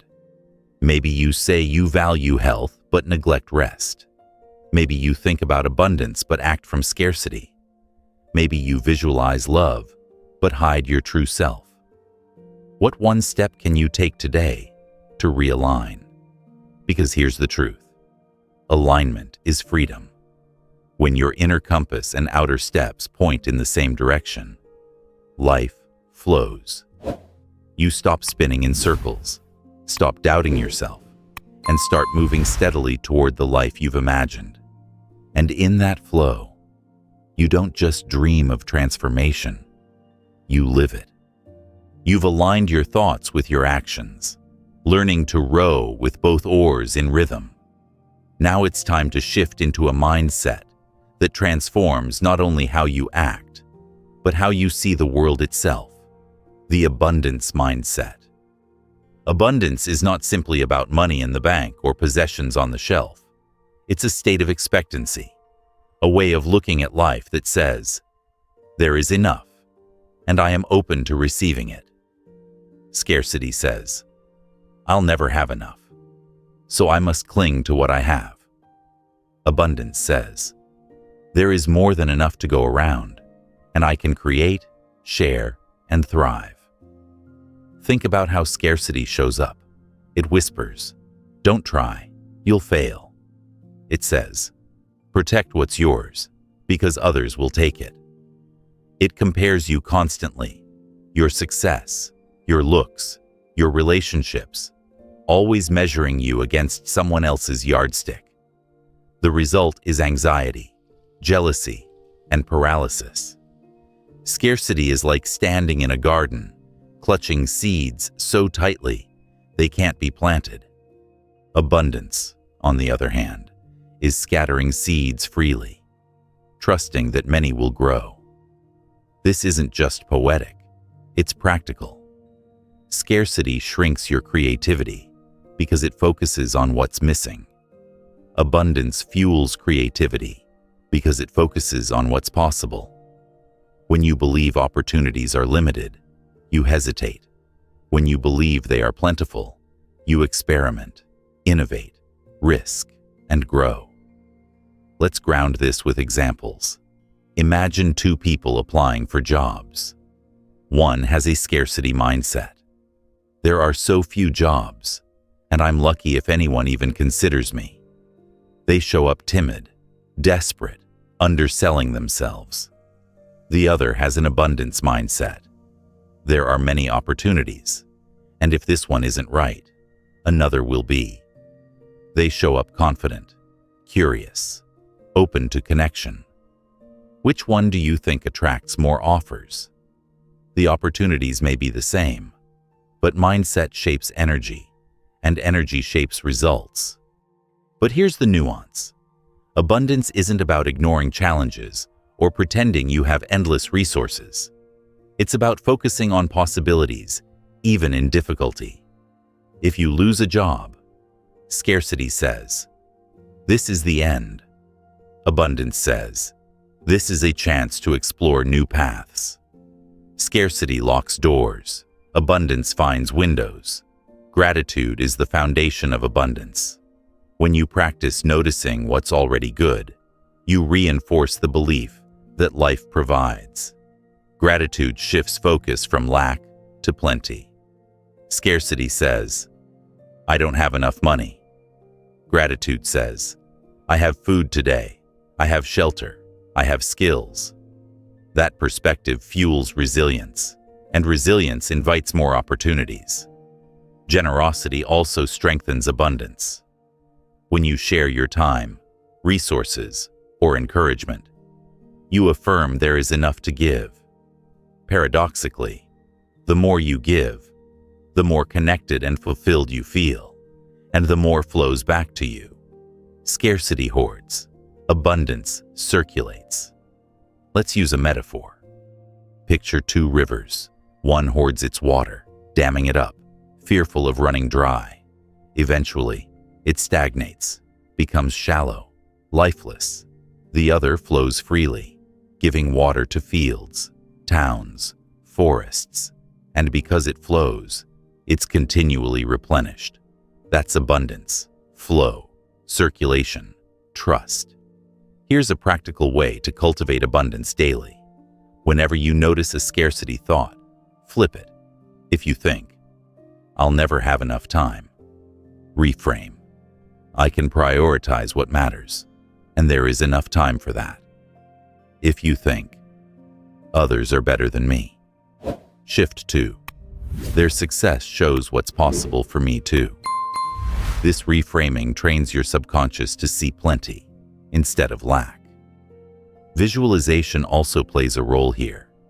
Imagine yourself living abundantly, not just financially, but emotionally, spiritually, relationally. Picture yourself surrounded by supportive people, opportunities flowing, joy in daily life. The more vividly you imagine it, the more your subconscious aligns your actions to create it. Action seals the shift. Scarcity waits. Abundance creates. Scarcity fears failure. Abundance learns from it. Each time you take a step, launch the project, reach out to the connection, invest in yourself, you strengthen abundance. You're proving to yourself, "I don't need to cling. I can grow." Of course, abundance isn't only about personal gain. It's about seeing the world as collaborative rather than competitive. Scarcity pits people against each other. Abundance invites cooperation. When you operate from abundance, you celebrate others' successes because they expand possibility instead of threaten you. You realize that someone else's light doesn't dim yours. It brightens the whole room. Let's address money directly, since abundance often gets tied to it. Money is energy, a tool for exchange. Scarcity treats money as a finite pie. If they get more, I get less. Abundance sees money as renewable. I can create value, I can receive value, and there's more where that came from. This doesn't mean spending recklessly. It means approaching money with creativity, confidence, and openness, rather than fear. Here's an exercise. Make a list of areas where you feel scarcity: time, money, love, opportunities. Next to each, write one abundance statement. For example, scarcity: I don't have time. Abundance: I have time for what matters most. Scarcity: I'll never find love. Abundance: I am open to loving relationships that enrich my life. Practice these reframes daily. Slowly. They shift the lens through which you see life. And remember, abundance is not about having everything. It's about recognizing you already have enough to take the next step. It's about believing more is possible, even when you can't see it yet. That belief itself unlocks doors. So pause for a moment. Breathe in and notice what's already abundant around you. Air, sunlight, opportunities waiting, lessons you've learned. Then ask yourself, what could happen if I lived today as if life is generous, not scarce? What choices would I make? What risks would I take? Because the truth is, life often mirrors your expectations. Expect lack, and you'll notice lack. Expect abundance, and you'll notice abundance. That doesn't mean everything is easy. It means you walk into challenges with the confidence that growth and opportunity are still possible. And that confidence changes everything. You've stepped into the river of abundance, realizing that life flows more freely when you trust in possibility. Now let's bring the focus inward again, to the extraordinary link between your mind and body. The two are not separate machines running independently. They are a single system, constantly communicating, constantly shaping each other. Your thoughts influence your body's chemistry, and your body's state influences your thoughts. When you learn to master this connection, you discover another layer of power in creating the life you want. Think about stress for a moment. When you worry about the future or replay painful memories, your body doesn't know the difference between thought and reality. It reacts as if danger is right here, right now. Your heart rate rises, your muscles tense, cortisol floods your system. This is helpful if you're running from a predator, but damaging when it's triggered daily by emails, bills, or self-criticism. Chronic stress weakens your immune system, disrupts digestion, and clouds your mind. In other words, your thoughts literally shape your health. The reverse is also true. When you practice calming thoughts, gratitude, optimism, compassion, your body responds. Your brain releases serotonin and dopamine, neurotransmitters that boost mood and motivation. Your parasympathetic nervous system activates, slowing your heartbeat, relaxing your muscles, deepening your breath. Peaceful thoughts create a peaceful body, and a peaceful body makes it easier to sustain peaceful thoughts.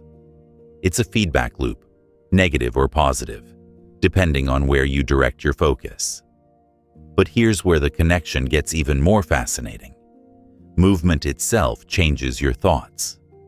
Have you noticed how a brisk walk can clear your mind?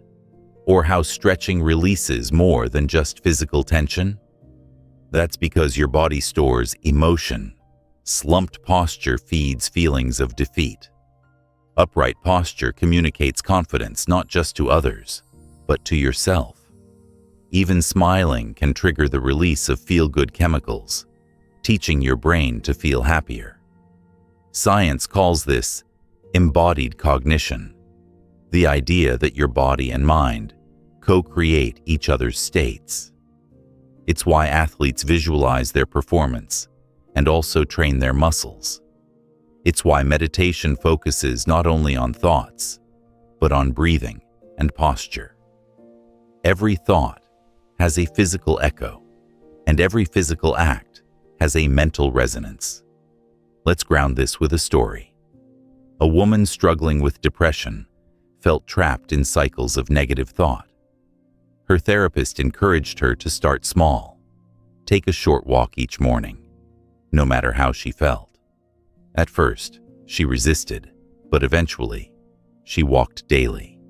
Soon, the movement began lifting her mood, which made her more open to hopeful thoughts, which encouraged her to keep walking. Over time, her mind and body worked together to restore energy and joy. The shift began not with thoughts alone, but with aligning mind and body in action. So how can you strengthen this connection intentionally? Start with awareness. Notice how your thoughts affect your body. When you're anxious, where do you feel it? Maybe your stomach knots, your shoulders tighten, your breath shortens. Then notice the opposite. When you're joyful, how does your body feel? Light, open, energized. This awareness is the first step in using the connection consciously. Next, practice mind-to-body influence. Use affirmations and visualization to send messages of safety and strength to your body.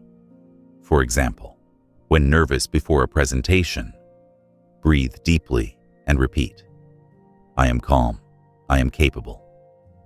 Your body hears the thought and begins to relax, which reinforces your calmness. Then, practice body-to-mind influence. Use your posture, breath, and movement to shift your mental state. If you're stuck in negative thinking, change your physiology. Stand tall, stretch, smile, take deep breaths. If you're fatigued, move your body, shake out tension, do light exercise. Often, changing your body is the fastest way to change your mind. Nutrition and rest also play a crucial role. What you feed your body feeds your brain. A diet rich in whole foods supports stable mood and focus. Sleep restores your mind's capacity to process thoughts clearly. Scarcity of sleep often breeds scarcity of hope. By caring for your body, you create fertile ground for positive thoughts. Spiritual traditions have long taught this unity. Ancient practices like yoga and tai chi were designed to harmonize mind and body, not treat them separately. Modern science now confirms what wisdom always knew. Alignment between mind and body is essential for balance, resilience, and growth. Think of your body as the instrument, your mind as the musician. If the instrument is out of tune, even the best musician struggles. If the musician is distracted, even the best instrument produces noise. When both align, the music flows effortlessly. Your life is that music. Here's a simple daily ritual to strengthen mind-body unity. 1. Begin with breath. Inhale deeply, exhale slowly, 3 times. 2. Set an intention, a thought like, "Today, I move with calm confidence." 3. Move your body, stretch, walk, or practice a few mindful exercises. 4. Smile and hold posture. Stand tall, shoulders back, chest open. 5.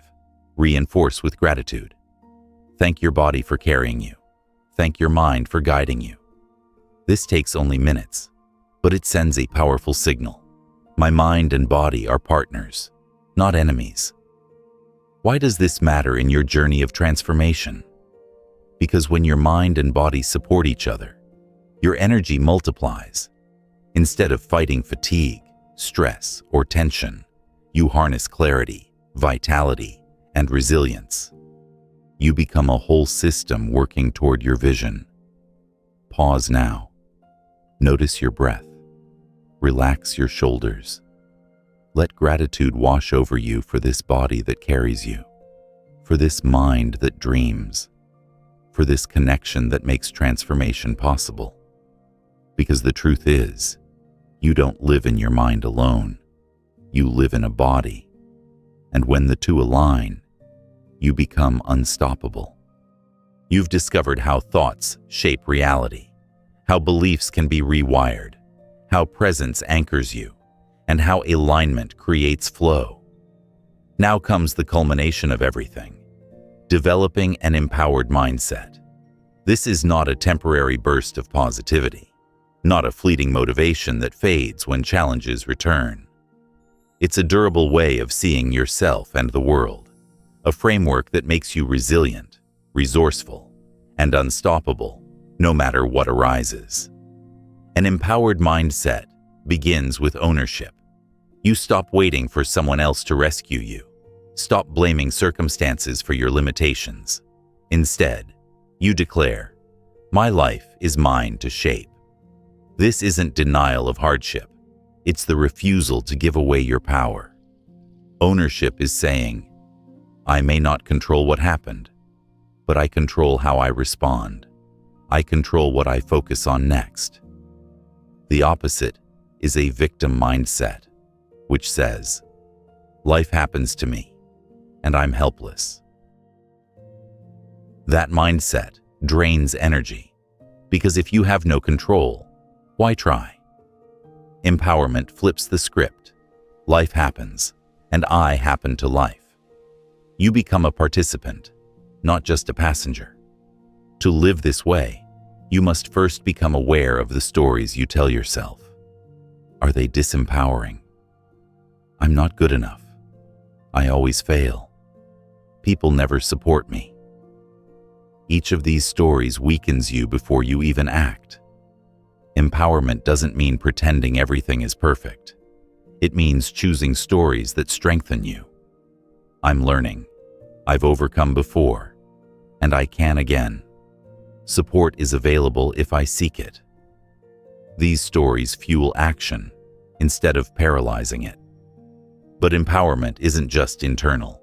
It shows in how you carry yourself. Your posture, tone, decisions all radiate whether you believe in your power. Notice how empowered people walk into a room. They don't need to dominate, but they stand tall, make eye contact, speak with clarity. They embody self-trust, and others feel it. You can cultivate this presence intentionally. Stand taller, speak slower, act decisively. Each time you do, you reinforce empowerment within. Let's address obstacles. Because an empowered mindset isn't about avoiding them. It's about reframing them.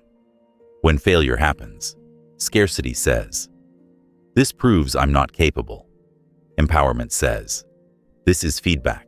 I can learn and adjust." When criticism arises, disempowerment says, "They're right. I'm worthless." Empowerment says, "This is data. I'll take what helps and release the rest." This shift transforms setbacks from walls into stepping stones. Another key aspect of empowerment is responsibility for energy. You begin noticing what lifts you and what drains you. Disempowered thinking keeps toxic relationships, unhealthy habits, and cluttered environments, then wonders why energy feels low. Empowerment clears space for growth, choosing relationships that nurture, habits that strengthen, surroundings that inspire. You realize your environment is not fixed. You can design it. Let's use a metaphor. Imagine your mind as the captain of a ship. Disempowered thinking hands the wheel to storms, to critics, to fear. The ship drifts, tossed by waves. Empowerment says, "I hold the wheel." The storms may still rage, but you steer with steady hands. You chart a course, adjust the sails, and keep moving. You're no longer at the mercy of the sea. You're navigating it. Practically, empowerment is built through small daily wins. Each time you do what you said you would, even something tiny, you grow trust with yourself. If you commit to 5 minutes of journaling and keep it, you prove you are reliable. That trust snowballs, creating confidence for bigger goals. Empowerment is less about sudden breakthroughs and more about consistent follow-through. Empowered mindset also involves vision. It's not just reacting well.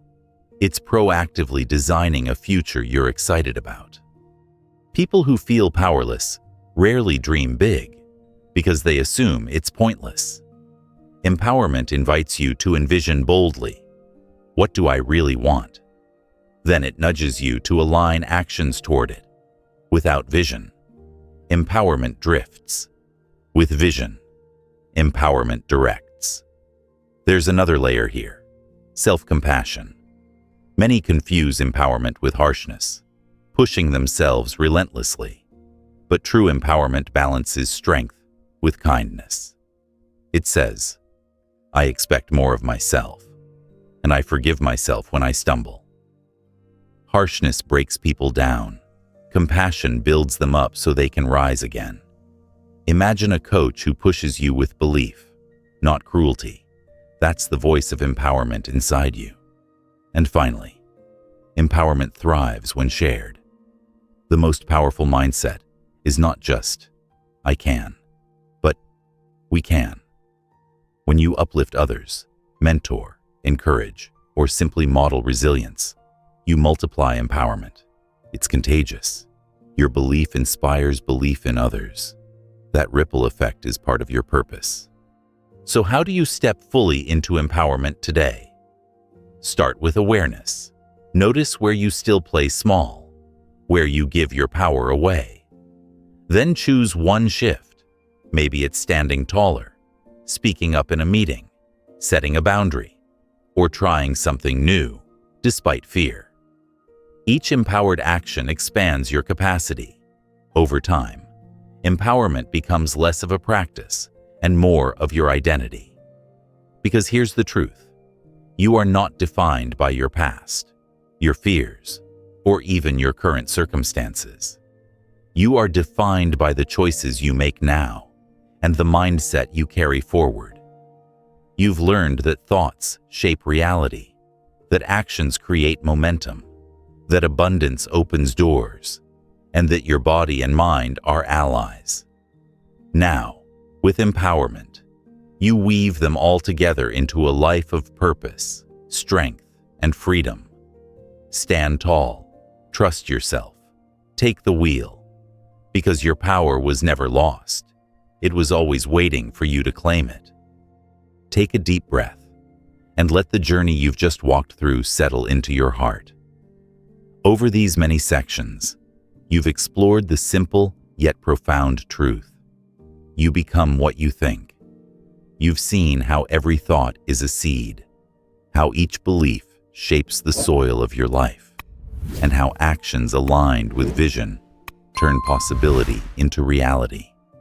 And now, as you stand at the close of this audiobook, you're not at an ending, you're at a threshold. Transformation is not an overnight miracle. It is not one giant leap that changes everything forever. It is small, steady steps, repeated with care. It's waking up tomorrow and choosing one thought that empowers rather than limits you.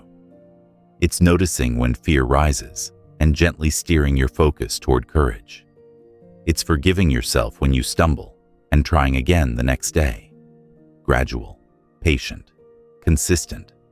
That's how real change roots itself deeply. Remember, every time you shift a thought, you shift your direction. Every time you act in alignment with your highest self, you carve a new path. And with each repetition, those paths become easier to walk, until empowerment is not something you strive for. It is simply who you are. Your journey is uniquely yours. No one else can think your thoughts, feel your feelings, or take your actions. That's your gift and your responsibility. But you are not alone. Millions of people around the world are walking their own versions of this path, each discovering that the true key to change is within them. When you commit to this journey, you add your light to a collective brightness that can inspire everyone around you. So let this closing moment be both gentle and strong. Gentle, because you deserve kindness as you grow. Strong, because the choices you make from here carry real power. Whisper it to yourself. I become what I think, and I choose thoughts that lift me higher. Your life will not transform all at once, but it will transform. Trust the process. Trust yourself. Trust that the seeds you've planted through listening, reflecting, and practicing will sprout in their season. Your journey begins now. Step forward with courage. Your thoughts are the compass. Your heart is the fuel. Your actions are the path. And the life you've imagined, it's waiting for you.